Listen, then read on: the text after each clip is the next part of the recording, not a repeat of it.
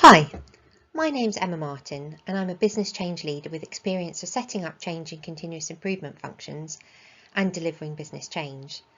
In these webinars, I'll be talking about some of the key challenges change managers face and some of the top tips for coping with them.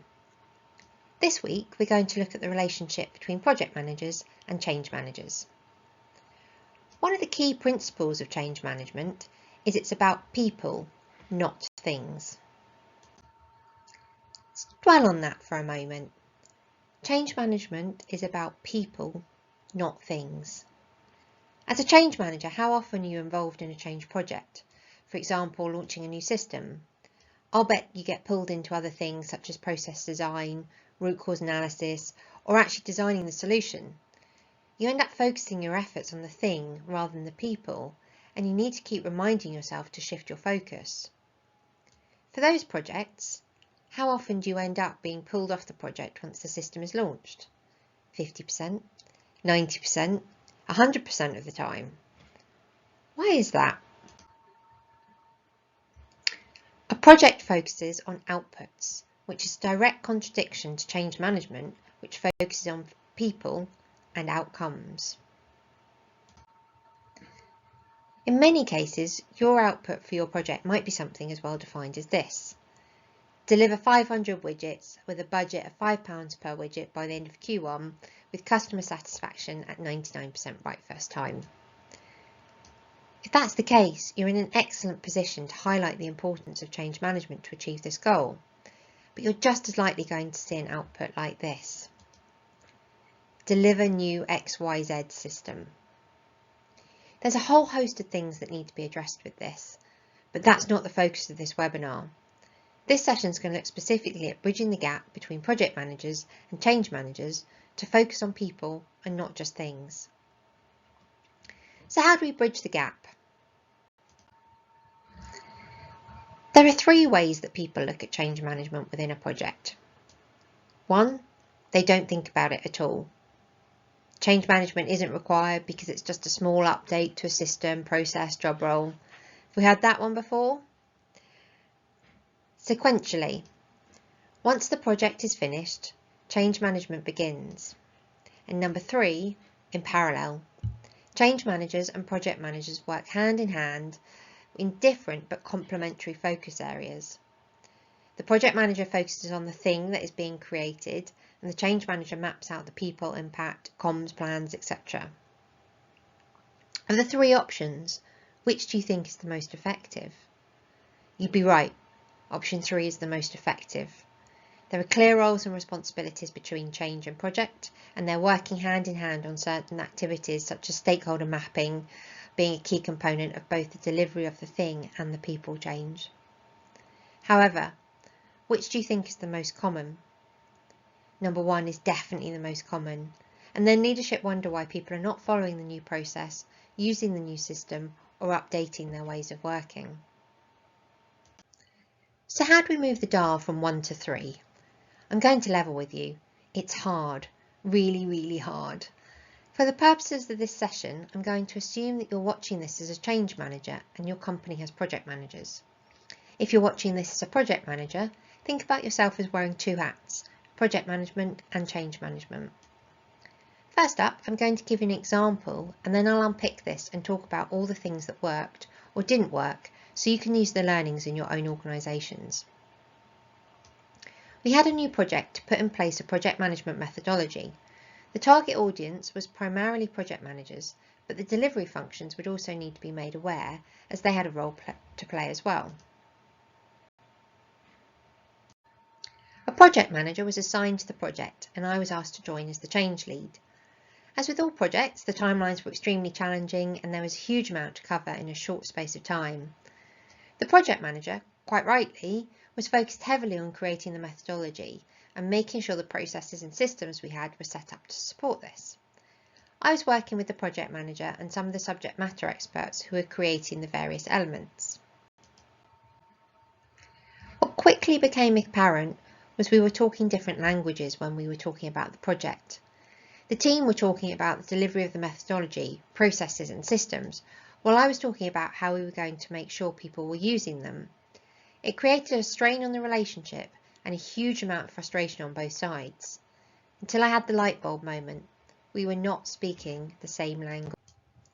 I had a call with the project manager and the subject matter experts and explained why my questions and engagements on the project were important. I wasn't trying to create problems for them, I was simply trying to determine that the outcome would be people using the new methodology, not just launching it.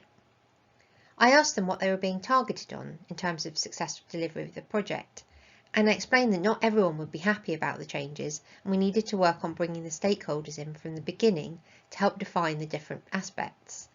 It was an open and honest conversation. And as it happened, I had a really good relationship with the project manager despite our frustrations, and that definitely helped. The challenge turned out to be that the project managers we were using for this activity were outsourced, and their company had a more command and control style structure. Things would be issued in a more directive way, plus they'd built up a culture over many years to be able to support that approach. At my company, we didn't. We were pulling in two different directions. Once we'd had this discussion, we had a reset. We established that change management support was absolutely required, and in almost all cases I was able to work with the subject matter experts to make sure that their materials were focused as much on how the stakeholders were going to implement the changes, as well as what the changes were. We started to bring a wider group of stakeholders into the definition stage of the changes and involve them in the rollout planning. With all change, there are 1,000,001 different variables that are going to influence your change, but this first step in aligning the project and change teams was fundamental to our ability to be able to deliver this change. Let's break this example down and look at some of the learnings we can take from it. As change practitioners, we're generally focused on the people who are going to be impacted by the change. We work on how we're going to work with people to help them understand the change, overcome any issues they might have, and generally move them along the change curve. What we sometimes forget is there's a whole bunch of other people who need to take on the journey as well. Unless you work somewhere with a hugely established change function, and maybe not even then, you're always going to have to convince leadership, managers, project teams, etc. that change management is important. Yes, this applies even if you've been assigned to the project. And guess what? You already have all the tools to do it. Explain why change management is important. Showcase the benefits and vision of why the outcome is better with change management than without. Work with change believers to spread the message. Be clear on roles and responsibilities within the team. Understand the reasons why you and the project manager may be frustrated with each other by talking to each other. The second learning would be, it might be that you need to have a conversation with your sponsor, assuming you have one, about what they see success to look like. You may have to coach them a little by asking questions like, is it enough to just have the new system go live? What does success look like for you? Your goal here is to ensure the parameters of the project include actually putting the new system or process into use for a sustained period of time so that the business benefits, i.e. flipping the narrative from deliver X system to 95% take-up of the new system and eventually to X% increase in customer satisfaction. If you can move from delivery to take-up, you're already winning. The third learning is relationships are key. In this example, the project manager and I liked and respected each other. They were brilliant at what they did and were very focused in their approach. But by having misaligned objectives, we were starting to clash. But because we had a good relationship, I was able to broach a challenging subject relatively quickly and resolve it. If you're having a similar challenge and don't have a good relationship, take a step back. Put yourself in their shoes. Think about the challenges that they're facing. What are they being targeted on? Maybe they're working on multiple projects. Is there something going on at home? If you can get a better understanding of them and their drivers, you're able to open up a conversation based on, I'm aware of the challenges you're facing, insert whatever challenge that may be, and the fact that I think that we might have misaligned objectives. Can we have a conversation about what we're both trying to achieve and see if we can better align ourselves? The fourth learning is context. Understanding the context of change is important. What type of company are you? What's the culture? Will a directive approach work?